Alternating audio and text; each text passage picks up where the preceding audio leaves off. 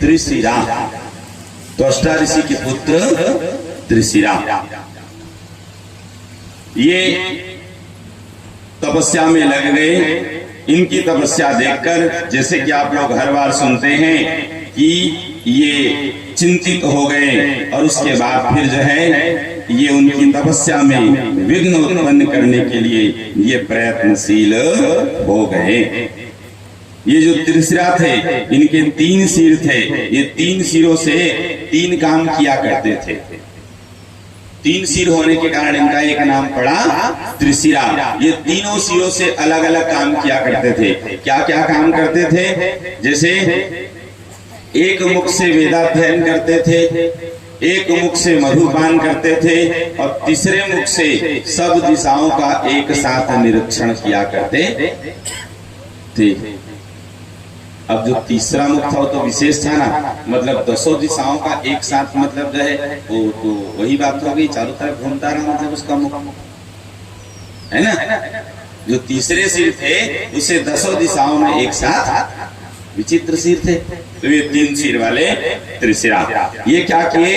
ग्रीष्म काल में पंचाग्नि तापते, वृक्ष की डाली में पैर के बल अधोमुख लटके रहते एवं हेमंत और शिशिर ऋतु में जल में स्थित रह करके सब कुछ त्याग करके जितेंद्रीय भाव से निराहार रहकर उस बुद्धिमान ने मंद बुद्धि प्राणियों के लिए अत्यंत दुष्कर तपस्या आरंभ कर दी। मतलब ये कहें लोक कल्याण के लिए, अपने स्वार्थ के लिए नहीं।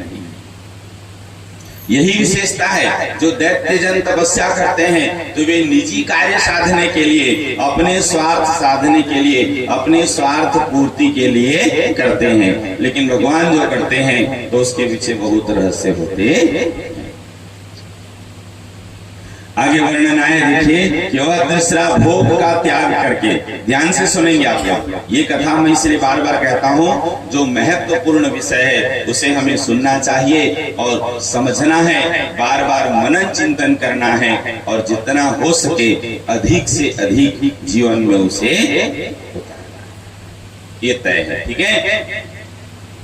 तो यहाँ पे क्या हुआ कि त्रिशिरा भोग का त्याग करके मृदु, संयमी और धर्मपरायण तपस्वी होकर अत्यंत कठोर तप करने लगे। यहाँ पे जैसे क्या आया कि भोग का त्याग करना, तो भोग का त्याग करना, अब यही चीज हमें जीवन में सीखना है। तपस्या का मतलब क्या है? यही तो है कि जैसे कि लोग जिस समय सुखोपभोग में लगे हुए हो, लोग जिस समय विषयासक्त हो, उस समय यदि हम उनसे मुक्त होकर यदि हम भगवान का ध्यान करें, भगवान की पूजा सेवा करें, तो यही तो तपस्या। एक उदाहरण, कैसे तपस्या? जैसे कि जिस समय कड़ाके की ठंड पड़ रही है, जिस समय लोग सुबह सुबह ही सुंदर गर्म कपड़े में कहिए तो जो है घुसे रहते हैं, उस समय कोई व्यक्ति उठे, स्नान ध्यान करे और भगवान की सेवा पूजा करे, तो यही तो तपस्या। समय के विपरीत अभी जैसे कि भीषण गर्मी पड़ रही है, इस समय में भी जो चिंता न करके देव कार्य में संलग्न रहे, तो यही तो सबसे ईश्वर पूजा। ठीक है। तो इन चीजों को समझे। तो वैसे ही ये क्या किए? मृदु, संयमी और भोग का त्याग करके ये तपस्या में जो है लगे रहे। ठीक है। इसके बाद क्या हुआ कि उनको तप करते देखकर सचिपति इंद्र बहुत दुखी हुए और उन्हें विषाद यह हुआ कि कहीं यह इंद्र न बन जाए, कहीं यह इंद्र। ऐसा सत्य है, मतलब आप अपने पुण्य के प्रभाव से चाहें तो आप इंद्र पद को प्राप्त कर सकते हैं, स्वर्ग को प्राप्त कर सकते हैं। ये सत्य है। आप लोग गरुड़ पुराण में सुनते हैं ना, ध्यान से सुनिएगा। उसमें बताया गया है कि यमलोक जाने के लिए 4 मार्ग हैं, पूरब, पश्चिम, उत्तर और दक्षिण। तो उसमें जैसे जैसे आचरण करने वाले लोग हैं वे उन द्वारों से यमलोक को जाते हैं। और जो पुण्यशाली होते हैं, जो सबसे पुण्यात्मा होते हैं, वो यमलोक गए जरूर है, क्योंकि एक रास्ता नियम है, मतलब निश्चित है, लेकिन वहां रुकते नहीं, वहां रुकते नहीं, वो वहां जरूर गए हैं लेकिन वहां से फिर आगे बढ़ जाते हैं और अपने पुण्य कर्मों के फल स्वरूप वो देव लोक, स्वर्ग लोक आदि की प्राप्ति करते हैं। ये तय है। तो वैसे ही रहे। अब यहाँ पे क्या होता है देखिए कि इंद्र को चिंता होने लगी, कहीं ये इंद्र पद मेरा न छीन जाए। अरे वो तो ब्राह्मण पुत्र हैं, वो तो ऋषि पुत्र हैं, ये कहें कि जन कल्याण के लिए तपस्या में लगे हुए हैं, अपने स्वार्थ साधने के लिए नहीं। जन कल्याण के लिए तपस्या कर रहे हैं, अपने स्वार्थ साधने के लिए नहीं। तो वही हुआ। अब इधर क्या होता है कि इंद्र पहले अप्सराओं को भेजकर उनकी तपस्या भंग करना चाहे, लेकिन जब अप्सराओं के द्वारा वे उनकी तपस्या भंग नहीं कर सके तो स्वयं फिर गए हैं। और उसके बाद फिर क्या हुआ कि छल पूर्वक वे मौका पा करके उनके सिर को धड़ से अलग कर दिए मतलब उन्हें मारे हैं, पूरा सिर कटा मार दिए। ठीक है। अब इंद्र का हथियार क्या है, अस्त्र क्या है, तो वज्र। ठीक है। अब वो धरती पर मूर्छित होकर के कहीं गिर पड़े, कहिए प्राण पखेरु उनके उड़ गए। लेकिन इंद्र के मन में ऐसा संशय हो रहा है कि कहीं ऐसा तो नहीं ये अभी तो बेहोश होकर के गिर गए हो और फिर से सचेत हो जाएं, फिर से जाग जाएं। तो एक तक्षा को इंद्र ने प्रेरित किए कि तुम जा करके जो है तुम जा करके उनके सिर को धड़ से अलग कर दो, जिससे मुझे यह विश्वास हो जाए कि वो मारे गए। मार तो दिए हैं लेकिन विश्वास नहीं हो रहा है। अब तब फिर जो है वो तक्षा बोले कि इस प्रकार एक तो आपने ही स्वार्थवश गलती की, स्वार्थवश आपने ही गलती की है, और ऊपर से जो है अब मुझे भी गलती करने के लिए बोल रहे हैं।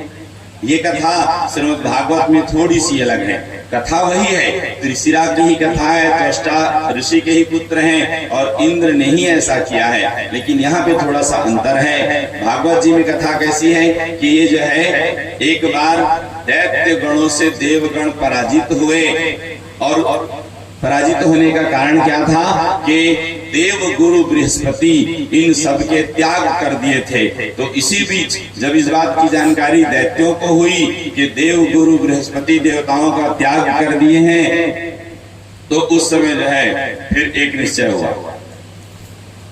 क्या निश्चय? उनको सबको जो है ये परामर्श दिए कि अब जब देव गुरु बृहस्पति इस समय देवताओं का त्याग कर दिए हैं तो वे क्या करें कि सुंदर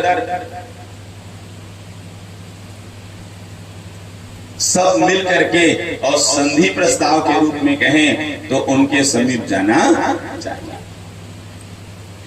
दैत्यों के साथ जो है। और वही हुआ है। और उसके बाद फिर जो है आगे क्या होता है कि जैसे कि भी आप सुन रहे हैं कि उसमें भागवत जी में कथा कुछ अलग है त्रिशिरा की, और देवी भागवत में कथा अलग है।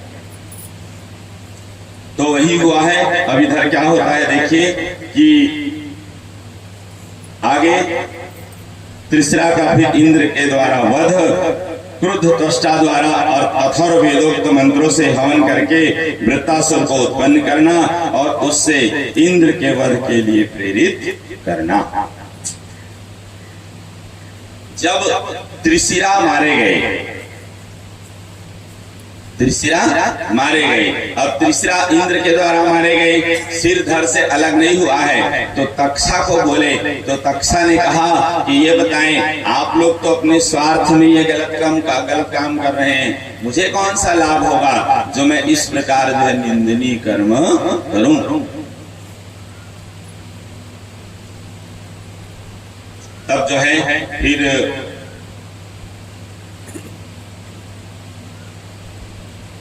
बोलिए हनुमान जी महाराज की जय, जगतनी जगदम्बा मैया की जय।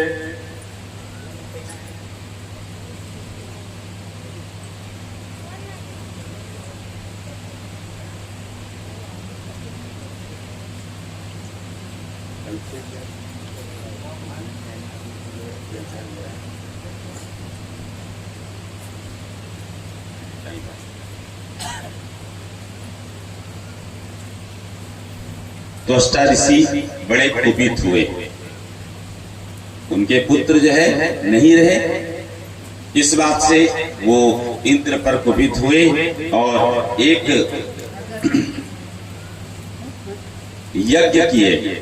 ठीक है, यज्ञ करने का उनका उद्देश्य था कि इस यज्ञ के द्वारा यज्ञाग्नि से ऐसे पुत्र की प्राप्ति हो जो इंद्र को मारने वाला हो, इंद्र को दंडित करने वाला हो। ध्यान से सुनेंगे, भागवत जी की कथा में इसमें कुछ अलग है कि अब प्रकटे हैं वृत्तासुर। वृत्तासुर ऋषिवर से जय निवेदन किए कि बताएं मेरे लिए क्या आज्ञा है और मुझे क्या करना है। और तब जो है फिर उधर वृत्तासुर अपने पिता की आज्ञा पा करके और फिर युद्ध के लिए तत्पर होते हैं। युद्ध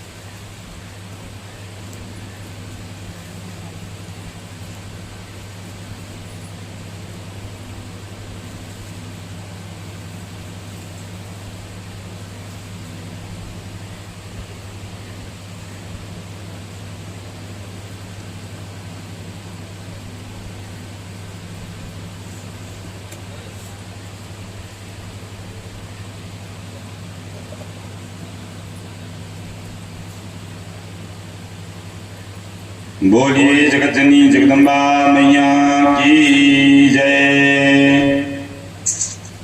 आगे पिता से आज्ञा प्राप्त करके फिर वृत्तासुर का देवलोक पर आक्रमण और बृहस्पति द्वारा इंद्र की भर्त्सना, मतलब उनकी कहे इंद्र के कृत्य का उन्होंने निंदा की है और वृत्तासुर को जय बतलाना, इंद्र की पराजय और त्वष्टा के निर्देश से वृत्तासुर का ब्रह्मा जी को प्रसन्न करने के लिए तपस्यारत होना। वृत्तासुर जो है ये बहुत बली थे, बहुत, इन्हें जीत पाना आसान नहीं था और यही हुआ सत्य। फिर ये तपस्या भी किए हैं और वर भी प्राप्त किए हैं। इधर क्या होता है देखिए कि त्वष्टा ऋषि के द्वारा फिर वृत्तासुर को प्रेरित करना और जाकर के देवलोक पर आक्रमण करना, देवलोक पर विजय प्राप्त करना और विजय प्राप्त करने के बाद फिर आगे इधर इंद्र का पराजय और उधर त्वष्टा का फिर तपस्या के लिए लगना, मतलब उनको प्रेरित करना। बोलिए वक्रोसल भगवान की जय, आनंद कंद भगवान की जय।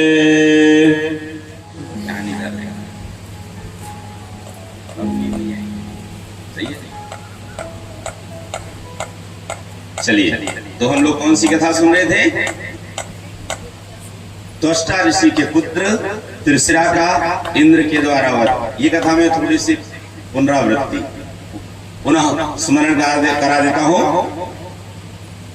इंद्र जब त्वष्टा ऋषि के पुत्र त्रिशिरा का वध कर दिए, लेकिन उन्हें विश्वास नहीं हो रहा था, मानो ऐसा प्रतीत हो रहा था कि ये फिर से जीवित न हो जाए।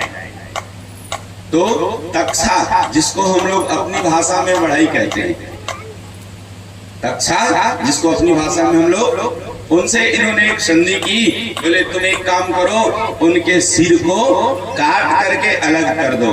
तक्षा ने कहा, बोले एक तो आपने खुद पाप किया, ब्राह्मण को मार करके ऊपर से मुझे कहते हैं, आपको डर है कि वे इंद्र न बन जाए, आप अपने स्वार्थ पर ये व्यवहार किए, मुझे तो कोई लाभ नहीं है, फिर मैं ऐसे जो है दुष्कर्म में प्रवृत्त क्यों हो। अब बैटरी चार्ज हो गई। आप अपने स्वार्थवश ये कृत्य किए हैं, मैं ऐसे दुष्कर्म में प्रवृत्त प्रायः ऐसा देखा जाता है। स्वार्थ लाभ करे सब प्रीति, सुर नर मुनि जन के यही। निश्चित रूप से जो सत्कर्म करते हैं, जो पुण्य कर्म करते हैं, उन्हें किसी स्वार्थ की जो है या भी अन्य किसी जो है साधन माध्यम की आवश्यकता नहीं होती। लेकिन अक्सर देखा जाता है जो गलत कर्म में प्रवृत्त होते हैं, निश्चित रूप से वो ज्यादातर स्वार्थवश ही तत्पर होते, ज्यादातर, क्योंकि और तो कोई कारण होता नहीं। अब इधर क्या हुआ जो है, इसके बाद तक्षा को अब उन्हें भी अपने पक्ष में लेने के लिए इंद्र एक नियम बतलाए। बोले आप चिंता ना करें, बोले आपको भी लाभ होगा। बोले कैसे लाभ होगा? तो बोले यज्ञ में जो पशु बलि दी जाती है, सिर काटता, जो भी पशु बलि देते हैं उसका सिर जो है भेदन किया जाता है, मतलब सिर धड़ से कर दिया जाता है। बोले आप लोग देखे होंगे उस सिर को जो है त्याग दिया जाता है, सही है? वो त्यागने का यही भाव है, यही पे निर्णय बना था कि वह सिर भाग वो आपको प्राप्त होगा। इसलिए तक्षा फिर तत्पर हुए और फिर वो मर चुके थे, लेकिन इंद्र को विश्वास नहीं हो रहा था, इसलिए फिर वो क्या किए, तो तक्षा त्वष्टा ऋषि के पुत्र त्रिशिरा के सिर को काट करके धड़ से अलग कर दिए और वो तीनों सिर तीन पक्षी के रूप में प्रकट हो गए। आप लोग सुने थे वो तीन सिर थे ना, उनसे तीन काम किया करते थे। कौन कौन से काम करते थे? एक मुख से वेदाध्ययन करते थे, वेद पाठ करते थे, दूसरे मुख से मधुपान करते थे और तीसरे मुख से 10 दिशाओं को देखा करते थे। वो तीनों सिर जो है फिर वो अलग अलग रूप में प्रकट हो गए। ठीक है, यहाँ पे सुनेंगे वो जिस मुख से जो है वेद पाठ सोमपान और चारों तरफ देखा करते थे, 3 पक्षी बने, कपिंजल, तीतर और गौरैया। कपिंजल, तीतर और गौरैया, ये 3 पक्षी बन गए। इसी से त्वष्टा ऋषि कुपित हुए और उन्होंने एक यज्ञ किए। ये कथा श्रीमद् भागवत में भी वर्णित है। श्रीमद् भागवत में उन्होंने यज्ञ किए और यही उनकी कामना थी कि यज्ञ से ऐसे पुत्र की उत्पत्ति हो जो इंद्र को मारने वाला। लेकिन ऐसा वर्णन है वहां पे कि उनसे मंत्रों में त्रुटि हुई, मंत्रों में त्रुटि हुई। परिणाम ये हुआ कि इंद्र को मारने वाले पुत्र की जगह इंद्र के द्वारा मरने वाले पुत्र की उत्पत्ति हो गई। कल जैसे बताए थे उस दिन कि कोई भी हम मंत्र पाठ करते हैं और यदि उसमें कहीं गड़बड़ हो जाए तो बात बिगड़ जाती है, परिणाम उल्टे हो जाते हैं। तो वैसे ही हुआ, ये सत्य है, ध्यान रखना चाहिए। स्वर्गो वर्णतो मिथ्या प्रयुक्तो सतमर्थमाह सवाक वज्रम यजमानम निनस्ति यथेन्द्र शत्रु स्वरतो पराधात। जैसे त्वष्टा ऋषि के यहाँ हुआ, त्वष्टा ऋषि की कामना थी कि यज्ञ से मुझे ऐसे पुत्र की प्राप्ति हो जो इंद्र को मारने वाला हो, लेकिन परिणाम श्रीमद् देवी भागवत में ये कथा थोड़ी अलग है, यहाँ पे वो चर्चा नहीं हुई है। बस इन्होंने वृत्तासुर को उत्पन्न किए और आज्ञा दिए। वो परम वीर थे। जैसे आप लोग वीरभद्र की कथा सुनते हैं ना, माता सती प्रसंग में जब माता सती अपने देह त्याग कर देती है, भगवान भोलेनाथ जी बहुत कुपित हुए और अपने जटा से एक शिखा कहें उखाड़ लिए, धरती पर पटक दिए और जिससे वीरभद्र प्रकट हो गए। तो वैसे ही मानो वीरभद्र के जैसे ही ये वृत्तासुर है। अब इधर क्या होता है कि वृत्तासुर पिता की आज्ञा पाकर यहाँ पे जो है पहले पिताजी से निवेदन किए, बोले हे पिताजी मुझे आज्ञा दें, बतलाएं कि मैं आपकी प्रसन्नता है तो क्या करूं। पुत्र के होते हुए यदि पिता दुखी हो तो उस पुत्र को धिक्कार है। कल आप लोग एक ऐसी कथा सुने थे पुत्र से संबंधित, पुम्नाम नरकाद्यस्तु त्रायते पितरम सुतः, जो पुम नामक नरक से पितरों का उद्धार करे उन्हें पुत्र कहते।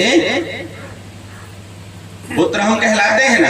जैसे आप लोग सुने होंगे कि सामान्य लोकाचार में लोग ये कह देते हैं कि पुत्रोत्पत्ति होते ही पिता पितृ ऋण से उऋण हो जाते हैं, लेकिन ऐसा मानना सही।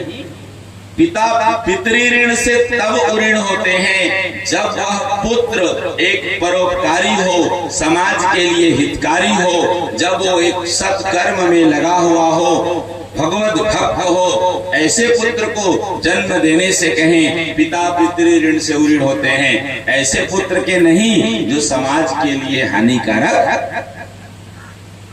ऐसे पुत्र उत्पन्न हो जाने से उल्टा हो जाता है, पितर और नरक में चले जाते। यहाँ पे चर्चा हो रही, इसमें सुने जैसे कि कहा गया है पुम्नाम नरकाद्यस्तु त्रायते पितरम सुतः, जो पुम नामक नरक से अपने पितरों का उद्धार करे उन्हें पुत्र कहते। पुत्र हम तीन कारण से कहलाते हैं, ये शास्त्रों में वर्णित है, प्रमाणित बात है, ध्यान से सुने। तीन कारण से, कौन कौन से? सबसे पहले जीवतो वाक्य करणात्, जब तक हमारे माता पिता जीवित हो हम अपने व्यवहार से, हम अपने आचरण से उन्हें प्रसन्न रखें। पहला कर्म जीवतो वाक्य करणात्, क्षयाहे भूरि भोजनात्, और उनके न होने पर जितना हो सके उनके निमित्त भोज कराना चाहिए। आज सोशल मीडिया में एक जो है मैसेज ऐसे ही चलता है, बोलिए मृत्यु भोज सही नहीं है, बोलिए इसे बंद करें, ये कुप्रथा है, ये है वो है। मूर्खाधिराज है ऐसे लोग, जानना जानना कुछ है नहीं और उल्टे ऐसे चर्चा करना, मूर्खाधिराज है और कुछ नहीं। हमारे शास्त्रों में याद रहे, कभी किसी के प्रति कोई गलत व्यवहार नहीं बताया गया है और सब व्यवहार को और सब परिस्थिति को ध्यान में रखकर ही कोई निर्णय लिया गया है। कोई भी निर्णय ऐसा नहीं है जिससे किसी की हानि। श्लोक कह रहा है जो देवी भागवत का है, किसी कहीं और का नहीं है, कहीं सुना सुनाया नहीं है, देवी भागवत जी का श्लोक है। जीवतो वाक्य करना, तो मतलब जब तक माता पिता जीवित हो तो अपने व्यवहार से उन्हें प्रसन्न रखना और उनके न होने पर जितना हो सके उनके निमित्त भोज कराना। ये और तीसरा है अंत में गया में पिंडदान, गयायाम पिंडदाना च भी पुत्रस्य पुत्रता। इन तीन कर्मों से ही पुत्र पुत्र कहलाते हैं। यदि तुम अपने आप को पुत्र मानते हो तो तुम्हें ये तीन कर्म करने पड़ेंगे, और अपने आप को पुत्र नहीं मानते हो तो हम तुम्हारी चर्चा ही क्लियर कट, कहीं कोई डिबेट की आवश्यकता है नहीं। तुम अपने आप को पुत्र मानते हो तो तुम्हें ये तीन कर्म करने चाहिए, और यदि मजाक में हो गए तो बात अलग है। क्या बहुत कठोर है, शास्त्रों में इतना सुंदर सिद्धांत है, लोग समझ पाते नहीं और कुछ भी बकवास करते हैं। पढ़े लिखे लोग भी ऐसे मीडिया में जो है वो पोस्ट करते हैं, बोले ये कुप्रथा है। अरे ABCD तुम्हें ज्ञान है नहीं तो ऐसे विषय पर टिप्पणी करना नहीं चाहिए। पहले सदग्रंथों को पढ़ो, जानो, समझो, नहीं तो योग्य व्यक्ति का आश्रय लो और सत्य को जानो, उसके बाद फिर तो सब जो कहते हैं ना यूट्यूबीय ज्ञानी होते हैं ना। और दुर्भाग्य है लोग आज इन्हीं के चक्कर में पड़े हैं। किसी ने कुछ कह दिया और मान लिए, ऐसा नहीं करना चाहिए, हद है। छत्तीसगढ़ी में हमारे कहते हैं ना, कौवा कान को ले गया, किसी ने कह दिया तो पहले कान को छू कर देख लो सही में ले गया है कि हल्ला कर दिए, तो कौवा के पीछे हो लिए। ऐसा होना गलत है। पहले सत्य को जाने, उसके बाद फिर कुछ बयान। तो ये 3 कर्म हो गए, मैंने प्रमाण बता दिया। ये देवी भागवत जी का श्लोक है, ठीक है। अब रही बात, जैसे कुछ ज्ञानी लोग वर्तमान की, हम नहीं मानते उनको, लोग ऐसा तर्क देते हैं, उनके घर में दुख हुआ रहता है, उनके घर में ये वो दुनिया भर की चर्चा करते हैं, कहते हैं वो ऑलरेडी दुखी रहते हैं, फिर उनके ऊपर ऐसा बोझ क्यों डाला।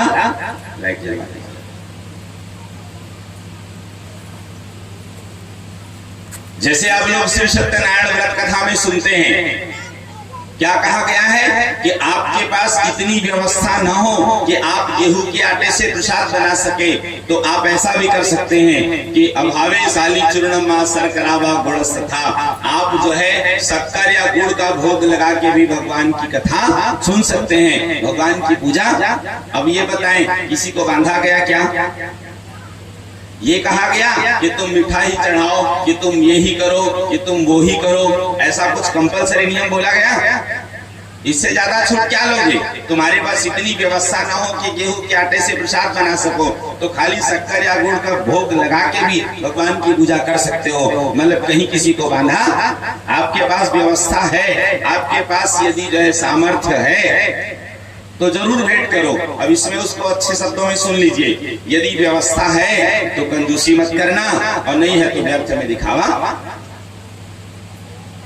भगवान ने तो स्पष्ट कर दिया है, पत्रम पुष्पम फलम तोयम यो मे भक्त्या प्रयच्छते तदहम भक्त्युपहृत मश्नामि प्रयतात्मनः। याद रहे, कभी किसी के साथ जोर जबरदस्ती। अब रही बात श्राद्ध पक्ष का निर्णय, तो श्राद्ध पक्ष के लिए भी यही निर्णय है कि वर्णन आया है, यदि आपके पास इतनी व्यवस्था ना हो कि आप अपने पितरों का और दैहिक क्रिया कर सके, पिंडदान आदि कर सके, तो अंततोगत्वा यह निर्णय है कि आप केवल गौ माता को हरी घास खिला दीजिए, तो आपके श्राद्ध कर्म पूर्ण हो जाएंगे। अब इससे ज्यादा छूट क्या लोगे? न किसी को बुलाने की जरूरत, न कहीं जाने की जरूरत, न कोई खर्च, फ्री का है। सही है, जाओ घास काट के ले आओ और गौ माता को खिला दो, तो आपके श्राद्ध कर्म की क्रिया पूर्ण हो जाएगी। इससे ज्यादा छूट लेंगे? और भी बहुत से उपाय हैं, इन चीजों को जानना सानना है नहीं, और कुछ भी मीडिया में प्रचार प्रसार करना। तो ऐसे लोगों से सावधान रहे। बार बार कहूंगा, किसी भी विषय में कोई जानकारी लेनी हो तो खुद ज्ञानी ना बने, किसी योग्य व्यक्ति का आश्रय लें, और उसके बाद उनके द्वारा ही फिर आप किसी मार्ग में प्रशस्त होवे। मतलब किसी भी विषय में निर्णय लें, खुद ही ज्ञानी न बने। इसके बाद जो है अब चर्चा आ रही है, तो वही वृत्तासुर पिता से निवेदन किए, यदि पुत्र के होते हुए यदि पिता दुखी है तो उस पुत्र का होना न होना एक समान है। धिक्कार है उस पुत्र को।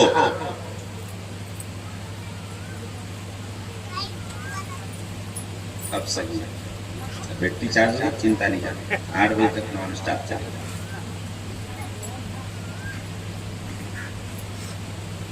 वृत्तासुर पिता की आज्ञा प्राप्त करके देवलोक में आक्रमण किए हैं, और सब के सब देवगण पराजित हुए। सबने देखा कि इनको जीत पाना आसान।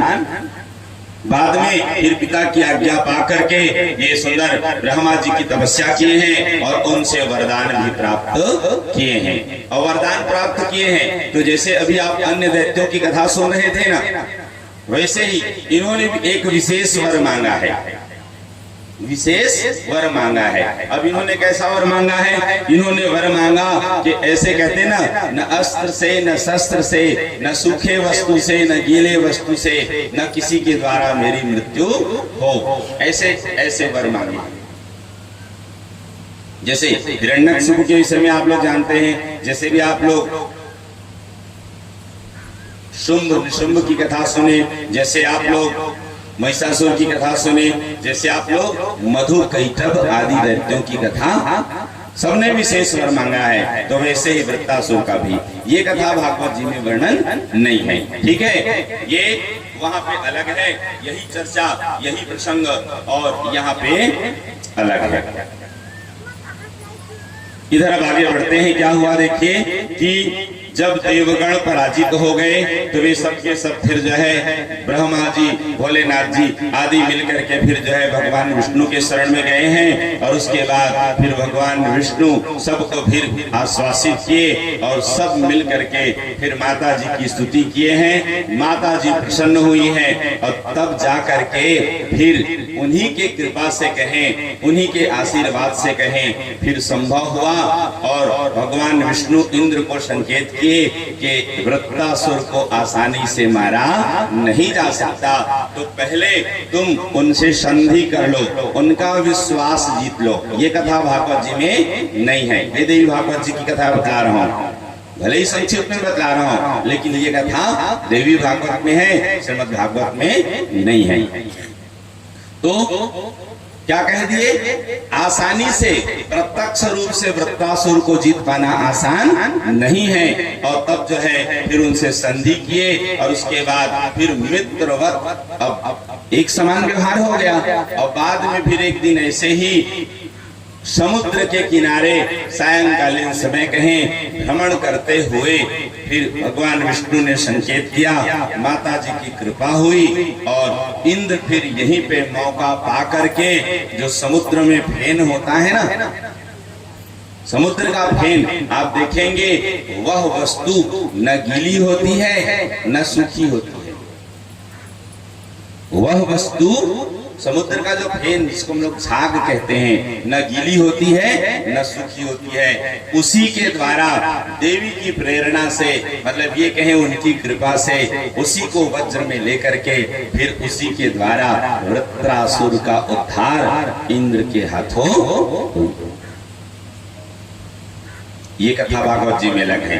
इसी बीच जब भगवान विष्णु के शरण में इंद्र आदि गए थे ना, तो भगवान उन पर भी कृपा किए थे, और वहीं पे जो त्वष्टा ऋषि के पुत्र त्रिशिरा को मारे थे, इसलिए इंद्र को ब्रह्म हत्या लगी थी। तो इंद्र के जो है पाप को ना भगवान विष्णु, जैसे कि भागवत जी में है कि 4 लोगों ने उनके पाप को स्वयं स्वीकार किए, लेकिन देवी भागवत के अनुसार भगवान उनके पापों को 4 जगह जो है उन्होंने फेंक दिए, ऐसे चर्चा है। तो वही है जो 4 स्थान वहां थे, वही 4 स्थान यहाँ भी है, लेकिन यहाँ थोड़ी सी प्रसंग में अंतर है। अब पुनः त्वष्टा ऋषि के पुत्र वृत्रासुर को भी मार दिए, तो फिर से ब्रह्म हत्या लगी है जो है, फिर से। अब आप लोग कथा के माध्यम से सुने हैं कि ब्रह्म बंधुर न हंतव्यो आतताई वधारण, ब्राह्मण को कभी मारना नहीं चाहिए, और आतताई को कभी, ये सत्य है, सब जगह यही कहा गया है। सापत ताड़त परुष अहंता विप्र पूज्य अस गावही संता।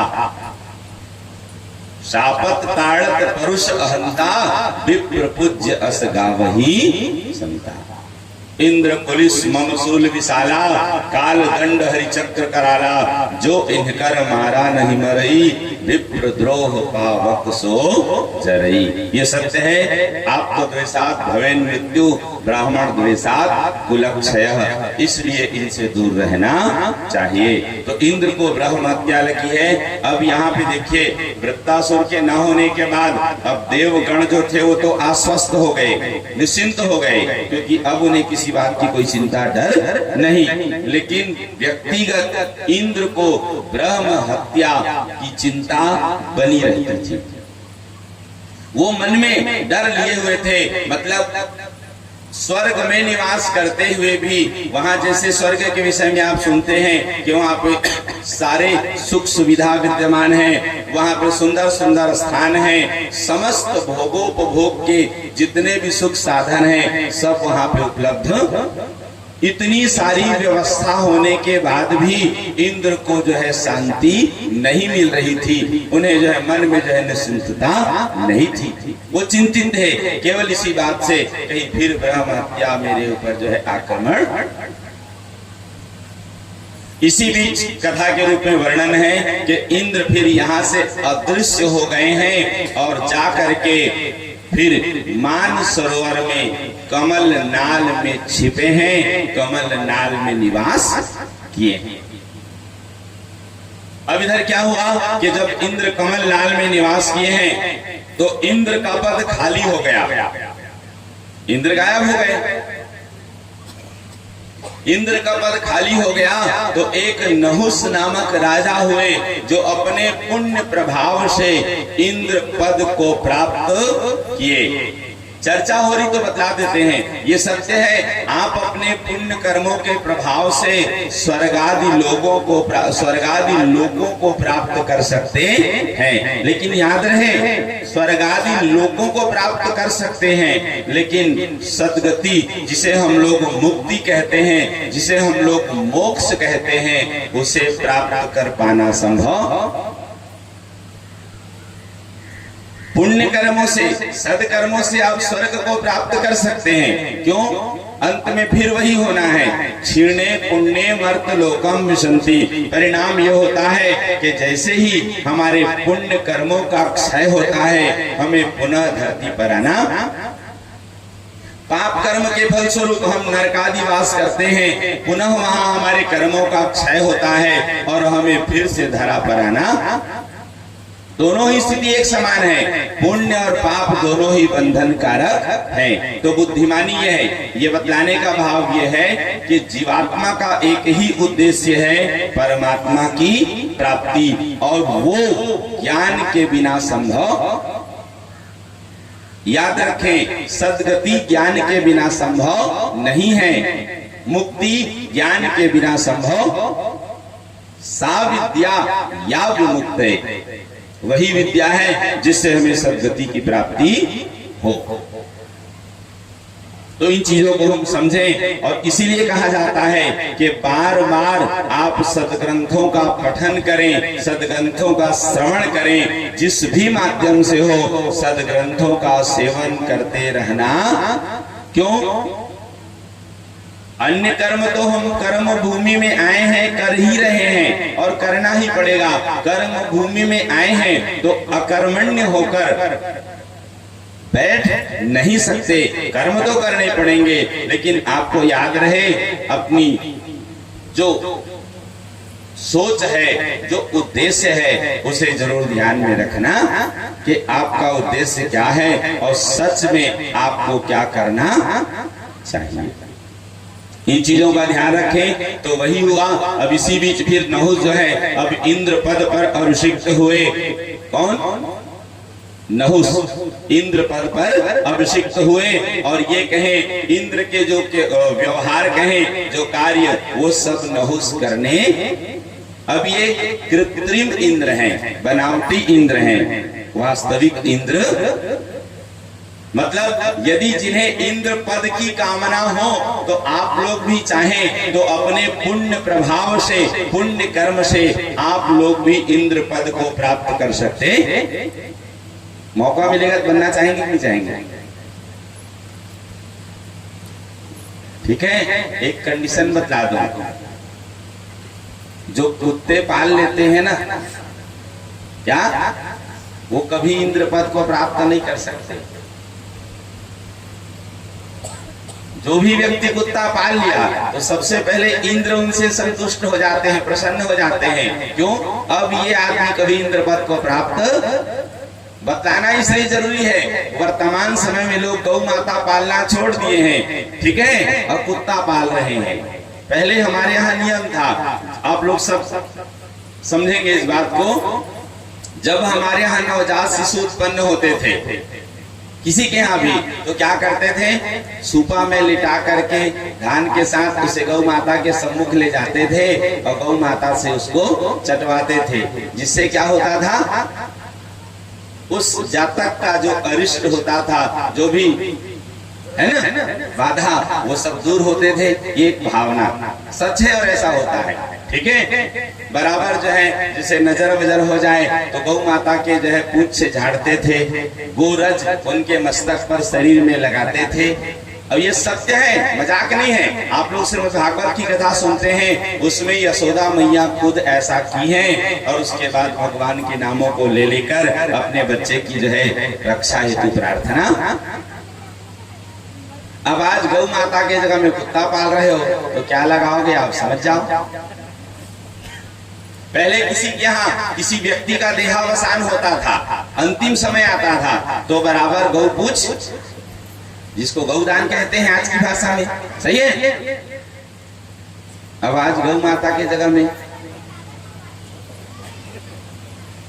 ये सब इसलिए बताना जरूरी है कि जो लोग आज कर रहे हैं शान समझते हैं, गलत है। याद रहे, हम यह नहीं कहते कि किसी जीव का अपमान करो, हम कदापि ये नहीं कहते। हम तो यही कहते हैं कि नहीं चाहिए दिल दुखाना किसी का, सदा न रहा है सदा न रहेगा जमाना किसी का, नहीं चाहिए दिल दुखाना किसी का।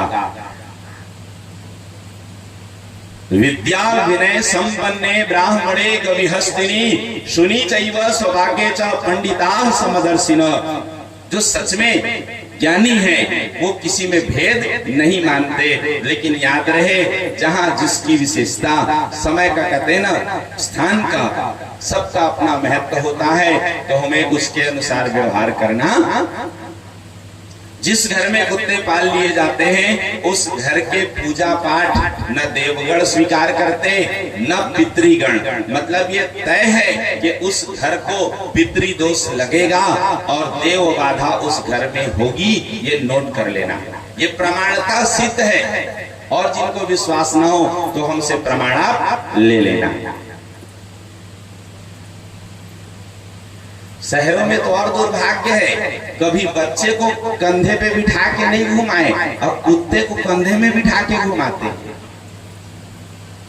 बच्चा नौकर के भरोसे पल रहा है, अब कुत्ते को खुद घुमाने ले जाते हैं। इतना शान, काहे की बुद्धिमानी है।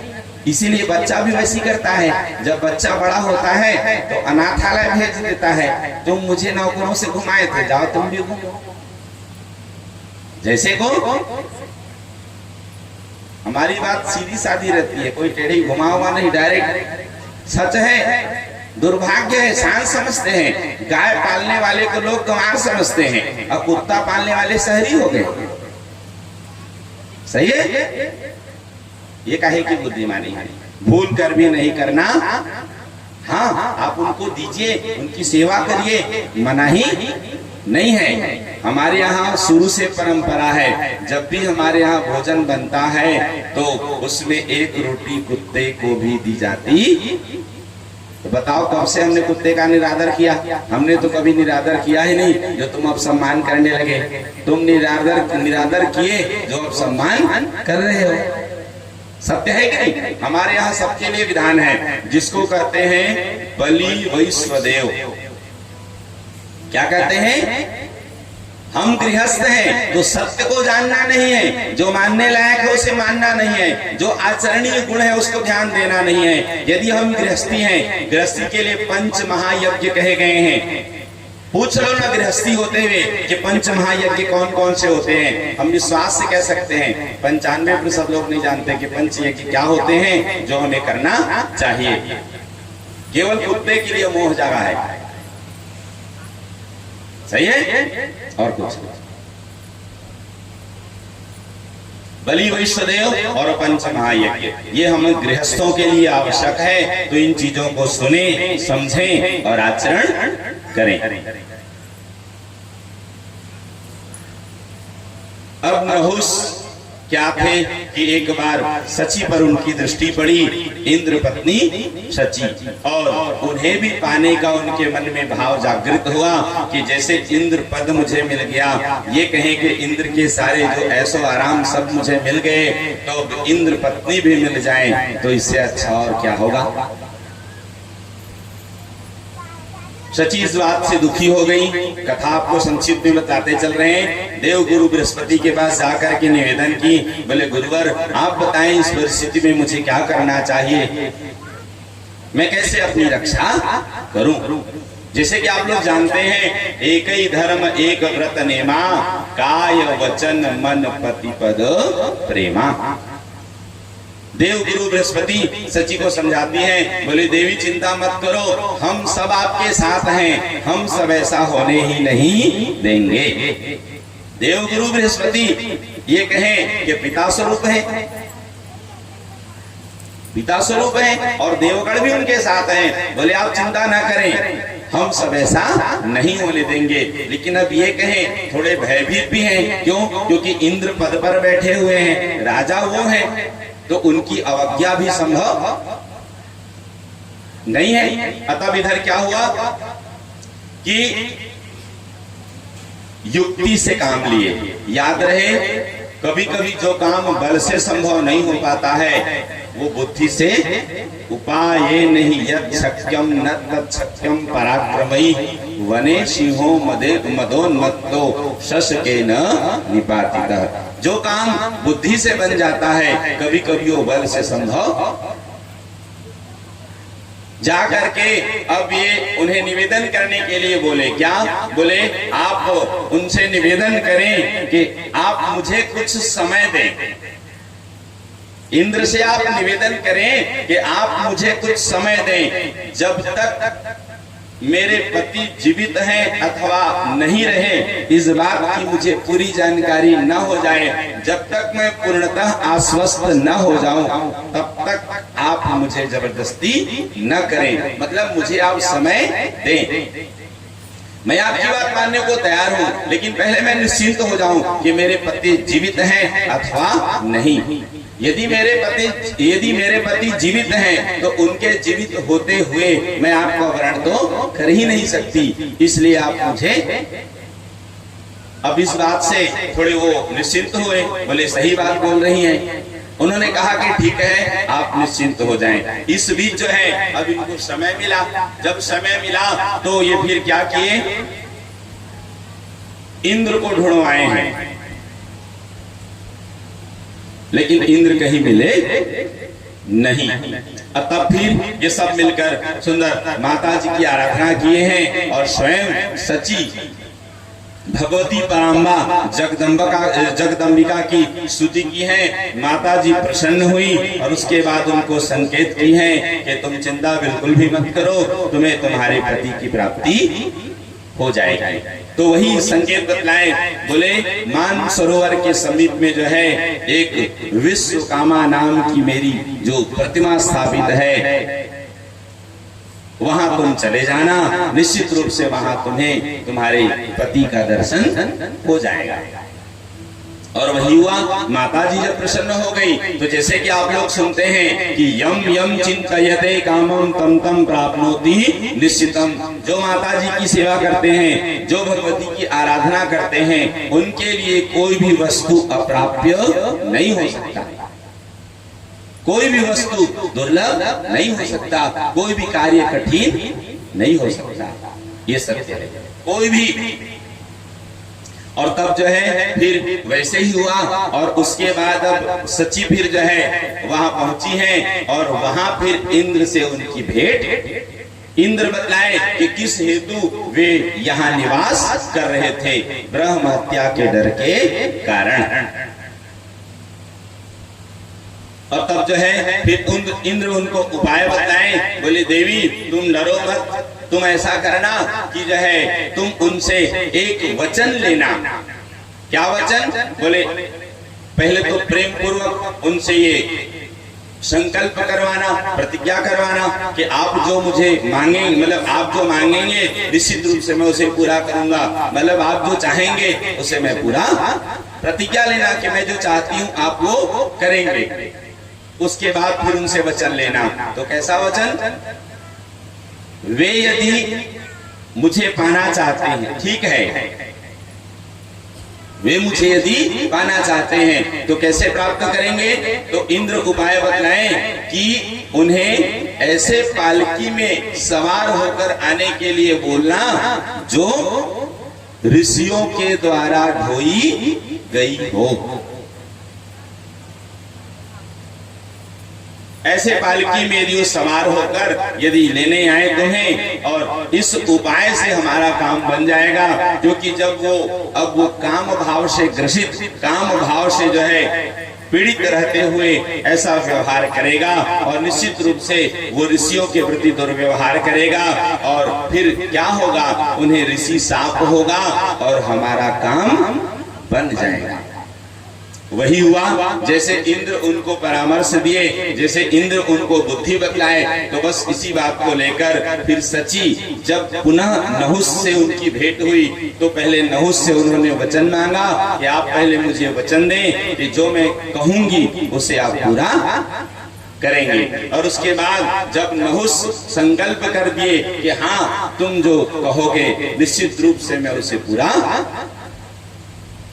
और तब क्या हुआ कि फिर जो है वही जो इंद्र उनको परामर्श दिए थे, नहुस फिर वचन दे दिए कि तुम जो चाहोगी मैं उसे निश्चित रूप से पूरा करूंगा। बताओ, वो तो प्रसन्न हो गए ना कि जैसे भी हो सची मुझे मिल जाए। और तब फिर वही निवेदन की, बोले आप ऐसे पालकी में सवार होकर के मुझे लेने आना जो ऋषियों के द्वारा ढोई गई,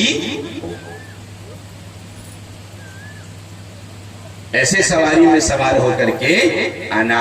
अब तब फिर जो है क्या हुआ कि फिर वही निवेदन की है सची, और वो तैयार हो गए, बोले जब ऐसी बात है तो निश्चित रूप से मैं तुम्हारी ये इच्छा पूरी करूंगा। और वही हुआ, फिर अब ऋषियों को बुला करके ऐसे पालकी में आरूढ़ हुए जो ऋषियों के द्वारा ढोई गई हो। तो उन ऋषियों में एक अगस्त ऋषि हुए जो पालकी ढोने में लगे हुए थे।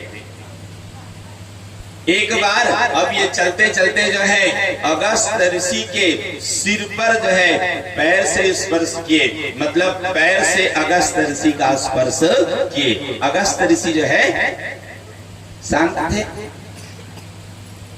अब बार बार जो है जल्दी चलो करके ये जो है उन्हें बोलने लगे, एक प्रकार से कहें तो उकसाने लगे ऋषियों को,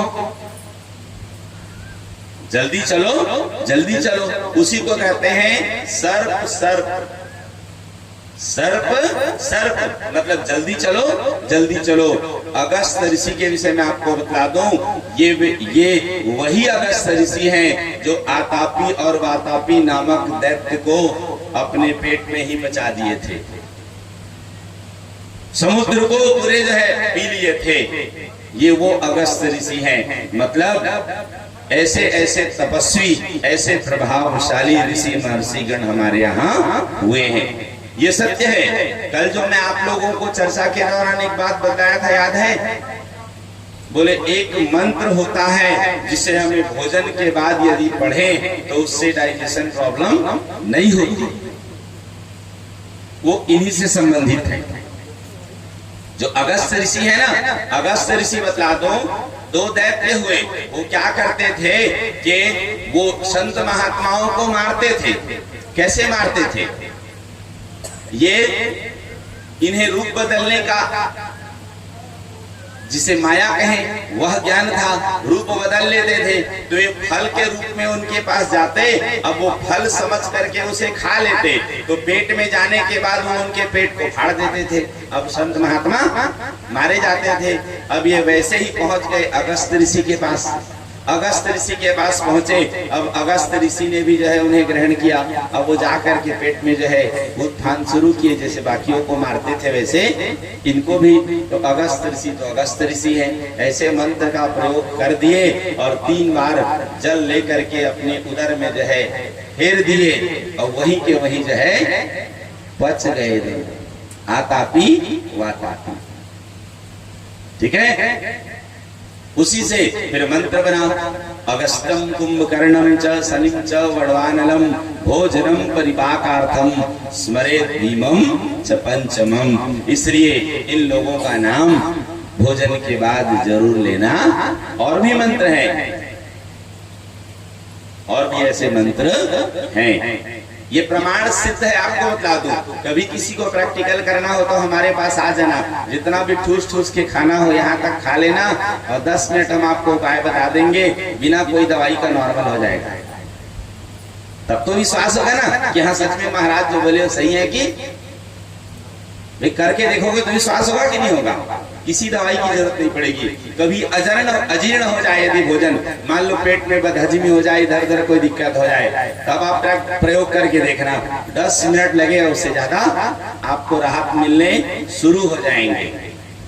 10 मिनट में असर दिखना शुरू हो जाएगा, और उसके बाद फिर जो है कुछ समय बाद आप स्वस्थ हो जाएंगे। ये प्रमाण सिद्ध है। बस विश्वास से इनको आचरण करना पड़ता है। और ऐसे बहुत से प्रयोग हैं हमारे सत्ग्रंथों में, जिनका प्रयोग हमें करना। पहले यही तो होता था मंत्र चिकित्सा।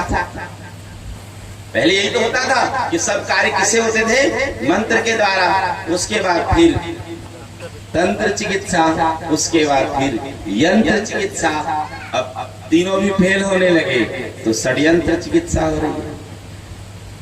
मंत्र फेल हो गए, तंत्र फेल हो गए, यंत्र फेल हो गए, तो अब क्या चल रहे हैं?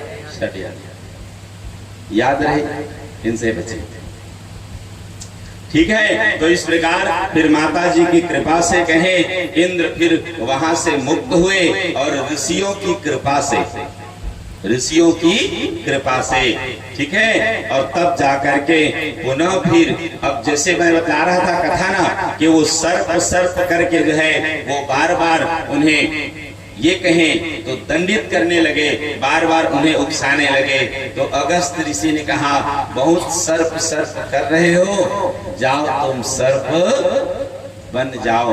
और फिर क्या था, राजा नहुस वहां से पतित हुए और सर्प योनि में फिर जो है धरा पर आए हैं। और फिर देखिए ऋषि ने कृपा भी की, और भविष्य में फिर तुम अपने पुण्य कर्मों के फलस्वरूप उस सर्प योनि से मुक्त भी हो जाओगे। दोनों बातें कही, नहुस का पतन होना और इंद्र का फिर जो है ब्रह्म हत्या से मुक्त होना, और माता जी की कृपा से ऐसा संभव हुआ, और पुनः फिर उन्हें इंद्र पद की प्राप्ति होना। ये सत्य है। तो इस प्रकार जो है अब फिर आगे बढ़ते हैं। ये कथा आपने सुनी, इसमें सुंदर त्वष्टा ऋषि के पुत्र त्रिशिरा और वृत्तासुर की कथा है। आगे जो है पुनः इसी प्रसंग में हम लोग श्रवण करेंगे।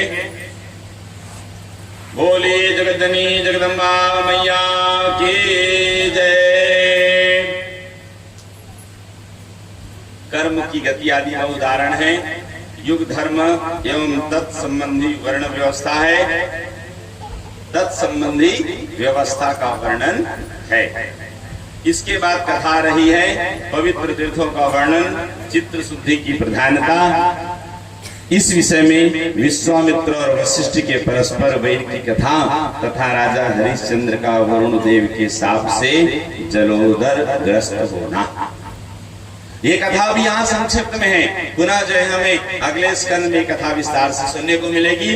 अभी यहाँ पे संक्षिप्त में बता देते हैं, उसके बाद फिर आगे बढ़ेंगे। यहाँ पे वर्णन ये है कि एक बार ध्यान से सुनेंगे, विश्वामित्र जी पहले राजा थे, बाद में राजर्षि हुए। वशिष्ठ जी सूर्यवंशी कहे जाए और उनके कुल गुरु हुए वशिष्ठ जी। इन दोनों में किसी कारण से बैर हुआ। कैसे? तो सुन लीजिए इसको। आप लोग जानते हैं एक राजा हुए सत्यव्रत, ये इनके पिताजी हुए अरुण। सत्यव्रत, नाम सत्यव्रत है। बचपन में थोड़े उत्पाती जैसे हो गए थे। क्या किए कि कुछ ऐसे व्यवहार कर देते थे जो उचित नहीं होते थे। उन्हीं में से कुछ एक कार्य मैं आपको बताऊं। एक बार इन्होंने क्या किए, एक ब्राह्मण कन्या का विवाह हो रहा था, मंडप से उस कन्या को हर लिए। इस बात से पिताजी बड़े दुखी हुए और उन्हें साफ दे दिए, बोले तुमने ऐसा निंदनीय कर्म किया है, इसलिए जाओ, तुम अब मेरे यहाँ राज्य में रहने लायक नहीं हो, तुम मेरे पास रहने लायक नहीं हो, तुम यहाँ से बाहर चले जाओ। अब ये कहें सरल शब्दों में कि घर से उन्हें निकाल दिए, वो निकल करके चले गए और उसके बाद फिर जो है अब जैसे तैसे जीवन व्यतीत करने लगे। बाद में एक बार अब समय बदलता गया जो है, तो फिर इनके द्वारा एक गलती हो गई, ये एक गाय को मार दिए, वशिष्ठ जी के गाय। दूसरी गलती हो गई, पिताजी इनसे कुपित हुए थे, ठीक है, अभी तीनों गलती हो गई। पिताजी इनसे नाराज थे ही, अब वो ब्राह्मण कन्या को हर लिए, अब उसके बाद फिर गौवध भी इनसे हो गया। तो ऐसे करके जो है यही सत्य व्रत जो है त्रिशंकु कहलाए। इन तीन दोष के कारण कहें, इन तीन बुराई के कारण कहें, इन तीन पाप के कारण कहें, इन्हें ऐसा साप हुआ कि जो है इनके सिर में तीन जो है क्या हुए, गड्ढे हो गए, त्रिशंकु। अब उसी को हम लोग अपनी भाषा में क्या कह सकते हैं, जो है क्या कहेंगे आप लोगों से, सोच के बताइए।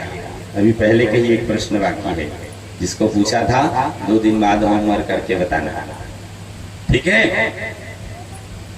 इधर देखिए, इन्हीं के कारण ये जो है विश्वामित्र और वशिष्ठ जी में दोनों में बैर हुआ था, मतलब अपने शिष्यों के कारण। तो ये विश्वामित्र जी वाली कथा अभी बाद में आएगी, तब उस समय पूरी होगी जो है, ठीक है। ये दोनों क्या है कि ऋषि विश्वामित्र और ये वशिष्ठ जी।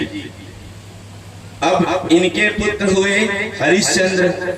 हरिश्चंद्र के पुत्र नहीं थे, तो वो वरुण जी की कृपा से पुत्र प्राप्त किए, और उसके बाद फिर वरुण जी को वो पुत्र भेंट नहीं किए, नर बलि के रूप में भेंट करने की प्रतिज्ञा हुई थी। तो बाद में फिर उन्हें जलोदर रोग हुआ। ये कथा यहाँ पे नाम रूप में है, और कहीं न कहीं जो है इन्हीं के कारण जो है, देखिए ये दोनों एक दूसरे को शाप दिए थे। तो विश्वामित्र जी बक पक्षी हो गए थे और वशिष्ठ जी आडी नामक पक्षी हुए। अब ये दोनों आपस में लड़ते रहते थे हमेशा। तब एक बार ब्रह्मा जी भी इनके समीप आकर इन दोनों का युद्ध विराम करवाए थे, और उसके बाद फिर जो है इन्हें एक दूसरे के साप से भी मुक्त, जो एक दूसरे को साप दे दिए थे। वशिष्ठ जी विश्वामित्र जी को बगुला पक्षी बना दिए थे, और विश्वामित्र जी वशिष्ठ जी को आडी नामक पक्षी। वे दोनों से मुक्त हुए, और उसके बाद फिर जो है ये कथा यहाँ पे नाम रूप में है, और उसके बाद फिर आगे हमें इसी का जो है विस्तार से वर्णन मिलेगा। बोलिए जगतजननी जगदम्बा मैया की जय। पुनः यहाँ पे राजा निमि की कथा ही है। राजा निमि की कथा आप लोग सुने होंगे कि राजा निमि एक बार यज्ञ हेतु गुरु वशिष्ठ के पास गए। गुरु वशिष्ठ जी उस समय पहले से ही कहीं यज्ञ में वर्णित थे, इसलिए राजा निमि के यहाँ यज्ञ कराने नहीं पहुंचे। तो राजा निमि क्या किए, अन्य याज्ञिक ब्राह्मणों का वर्ण करके यज्ञ शुरू कर दिए। बाद में जब गुरु वशिष्ठ जी आए हैं और शिष्य से मिलने को गए, शिष्य उस समय यज्ञ में लगे हुए थे। इस बात को जान करके गुरु वशिष्ठ थोड़े जो है नाराज हुए, और उसके बाद फिर जो है अब दोनों में कहा सुनी हुई, और गुरु जी ने शिष्य को साप दे दिए और शिष्य ने गुरु जी को। दोनों का शरीर पात हो गया, राजा निमि का शरीर भी छूट गया और गुरु वशिष्ठ का भी शरीर। तो यहीं से फिर गुरु वशिष्ठ जी बाद में फिर मित्रा वरुण के रूप में प्रकट हुए। और राजा निमि की बात आई तो राजा निमि जो है, इनकी कथा पूर्व में आप लोग परिचय के रूप में सुने थे। उन्होंने पुनः देह धारण नहीं किया, उन्हें पलकों में वास मिला है। और राजा निमि के फिर शरीर का जब मंथन हुआ तो उससे जिस बालक की उत्पत्ति हुई उस बालक का नाम पड़ा जनक। और मंथन से उत्पन्न होने के कारण मिथिल और शरीर से प्रकट नहीं हुए, इसलिए उस बालक का नाम पड़ा विदेह।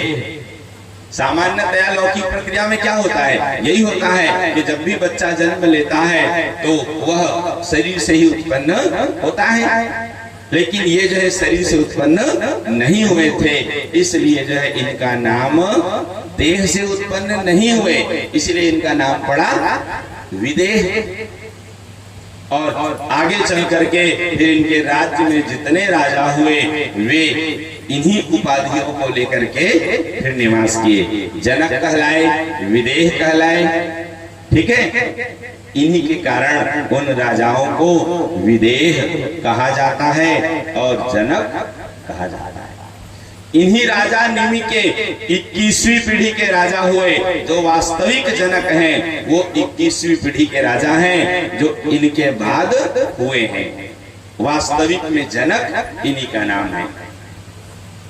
तो ये कथा आप लोगों ने सुनी और इसके बाद फिर जो है आगे भगवती की कृपा से निमि को मनुष्य के पलकों में, मनुष्यों के नेत्र में पलकों में वास मिला है और सांसारिक प्राणियों की त्रिगुणात्मकता का वर्णन।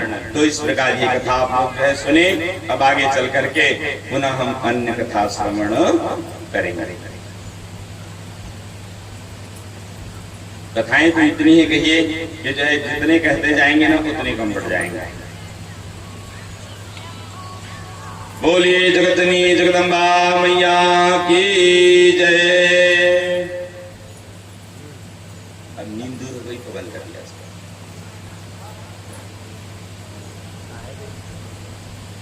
ये अच्छा उपाय है। चलिए अब हम लोग आगे बढ़ते हैं।